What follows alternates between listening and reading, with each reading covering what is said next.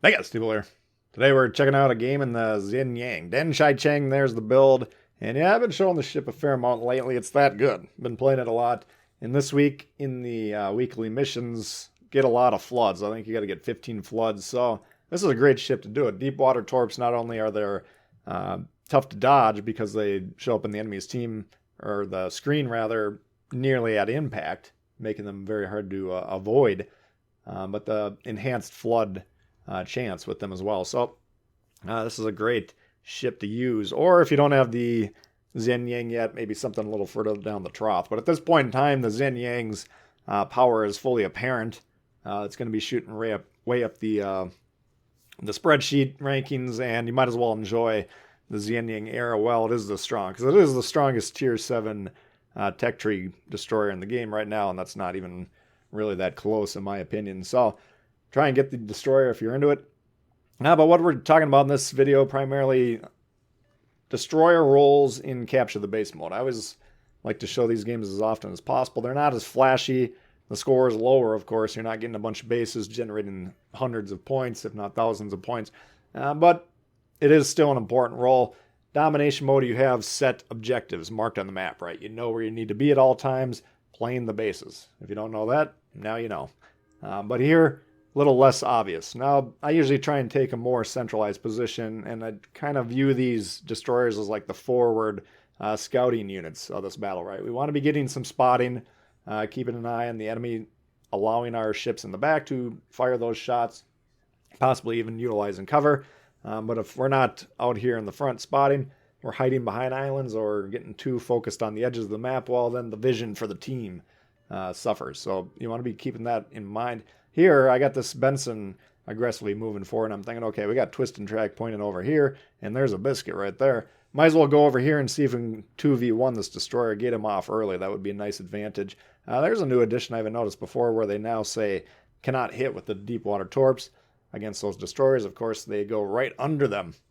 If you didn't know that, deep water torps can only hit cruisers, battleships, and carriers, of course, but destroyers no. So visual upgrade there. That's the first time I noticed it. Maybe it's been around for years. Who knows? But anyway, now we're moving forward here, and we are going to be trying to use these torpedoes while we're doing stuff, right? We want to be capturing destroyers, spotting, potentially scoring.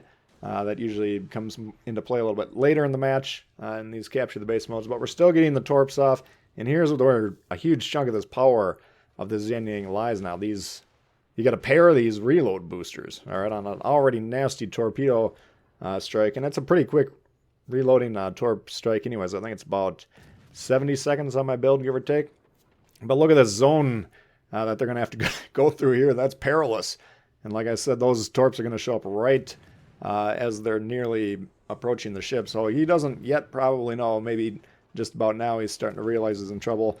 Yeah, he's going to take a few shots there. And then the follow-up salvo. I was hoping to maybe get a double strike. We got the Roman, we got that cruiser behind him, the mines, but the battleship doing a good job blocking for him, which is good from the cruiser's perspective. He keeps the cruiser alive. And then we dodge a little set of torps there from the biscuit as well. We're utilizing the smoke that's already there, and we have 4 smokes that we just activated ourselves. That smoke that was down there previously was just about to dissipate, and we go ahead and immediately put that. These battleships, if they're shooting their main guns this close, we're going to be spotting them through the smoke, and we're getting some pretty good spotting. I think the Benson to the north of us is providing a good amount of spotting here as well. So I want to get these guns going here while we wait for more torpedo action to come here, but we want to be inflicting costs on these guys and really trying to either scare them off or hopefully to smash the side, get them off the board. That'll loosen things up and allow us to start to exert more pressure on the center of the map, which is where we always want to control throughout the course of the game. Biscuit coming in here. Come on now. Let's see if we can get him off. Well, broadside to him. That's always a little bit risky. Did see his launch a little bit ago, but the Biscuit, if you know that ship, does have a relatively quick torpedo launch, so we do want to be careful there. But, ooh, is he going to get torpedoed? Nope, looks like he dodged there. Mines coming around. We want to get him off. German cruisers, from a destroyer's perspective, very terrifying. So luckily the team piles on him, and down he goes. So we're already getting some kills over here, and we're keeping an eye on that Pablo on the far side of the map there. Looks like he's causing some problems over there for the team. And we always want to be keeping an eye on our own base, right, and the enemy's progress towards that. Most of your team in capture the base mode isn't going to care.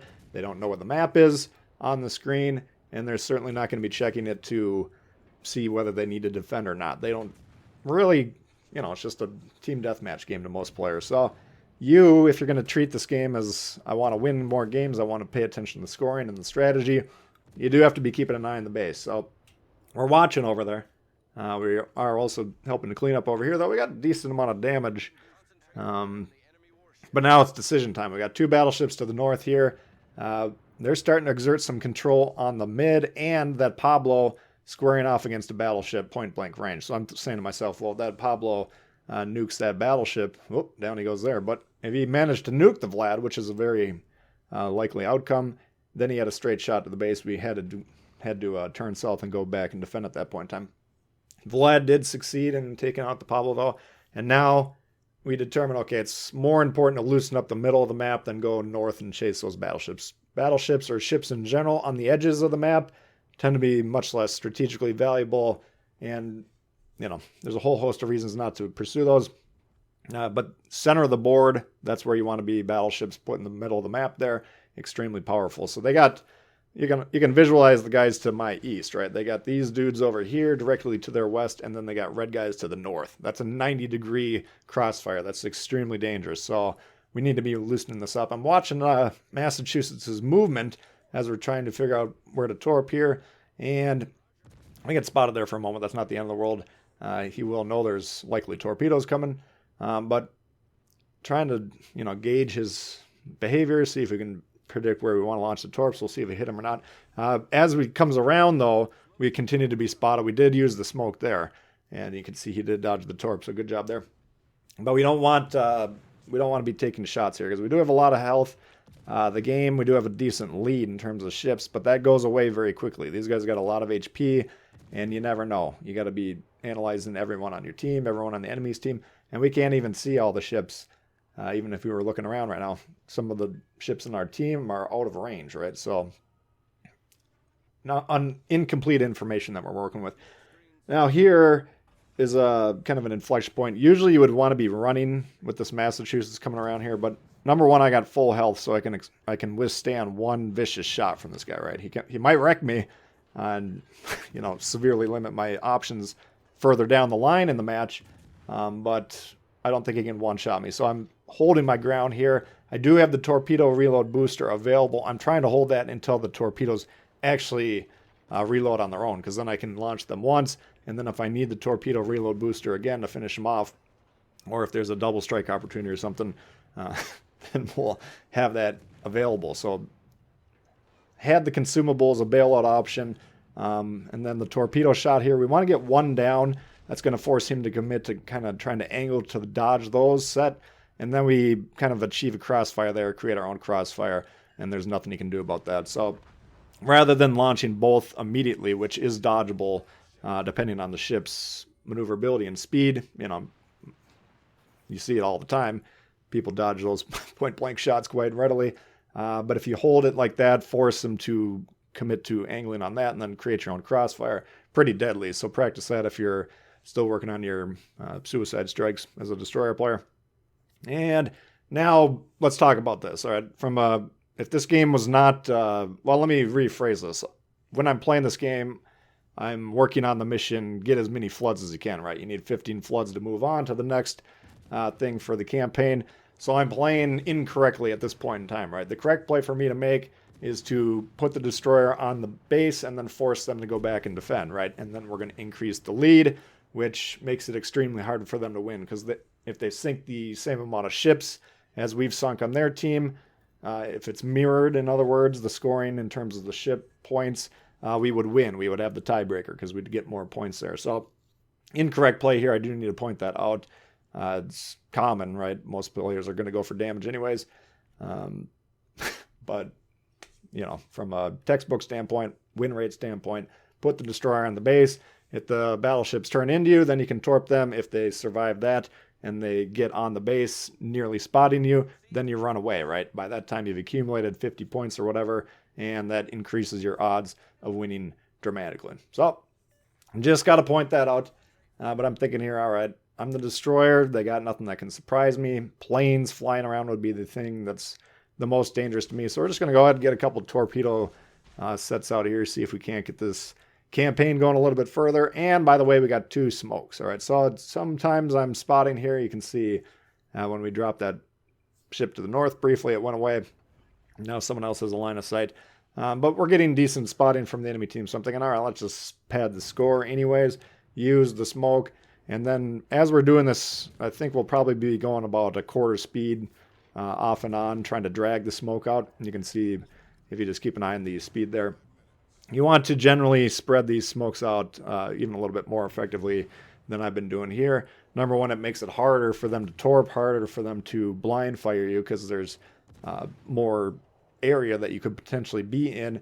But number two, it allows you to make more plays, right? The fact that I've spread the smoke out to the right, allows me to continue to get shots on this Tirpitz as he's attempting to get behind that island. So there's always a lot of good reasons to spread that smoke out, and that's one of the advantages of the longer deploying smokes is you can make them larger in terms of the deployment. So don't always just plop down, use it, and then just let it be a small smoke. All right, so at this point in time, we could probably kill the Tirpitz by the time we go around the island, but we did give up half our health earlier, and now we got to play a little bit more correctly, right? Because I don't want to lose the game. We'll get the missions completed sooner or later. It'd be nice to get them done, relatively quickly, but I don't want to be taking a bunch of losses just to speed along the process. So trying to be a little bit more conservative there. Kansas, last ship alive now, and with only less than 4 minutes, I don't think they can kill us. It'd be a hell of a shot if he one-shot me at this distance at this point in time. And I do have the smoke available there. We drop the spot by putting the smoke in between us here. And we get a fire there. What the hell? Not a bad little bonus. So Hsienyang, as you can see here, outstanding destroyer, very dangerous. But hopefully this kind of gives you an idea of where you should be thinking about, or how you should approach thinking, I would say, the destroyer positioning in these games, right? Capture the base mode, it's really easy to be slipping into the mindset, okay, I'm going to try and get behind the team, or heaven forbid, I'm even going to try and get behind the team and get the carrier torped. It's more tempting, I would say, just due to the fact that there's not bases that are there for you to be scoring. But still, you want to be trying to do stuff while being in useful positions.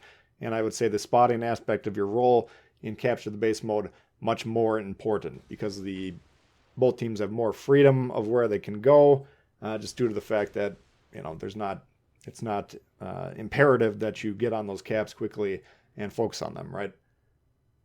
Domination mode, if you're not paying attention to capturing the bases, you're going to be losing a lot of games. That's just how it goes. All right, so we got a set down there. It's always a consideration when you're torping something, try and not hit the island like that, just because those splashes are visible on their screen, and that is an early indicator for them if they're paying attention. Okay, there's torpedoes coming in here. Helps them think, okay, well, they're coming, we better dodge. I thought he completely dodged it there, but he actually did take one. No flood there, though, so no further progress in the mission. Pop the smoke, and then we get a fire. Now, the fire is going to put the Kansas at the bottom of the lake sooner or later. And let's see if we can get another flood or another fire right on the nose there. And I'm waiting. I don't think he can survive long enough, but if he did, perhaps we can get another torpedo strike on him. But just trying to keep this island between us and him, let the fire do its work, and take him down. So that's going to do it for this one, guys. He'll be dead here in a moment. If you did enjoy the video, please hit the thumbs up. As you see, we'll switch to AP. If you're new to the channel, consider subscribing. Lots of World of Warships coming all the time. Questions, comments, leave below, and we'll see y'all later. All right, peace.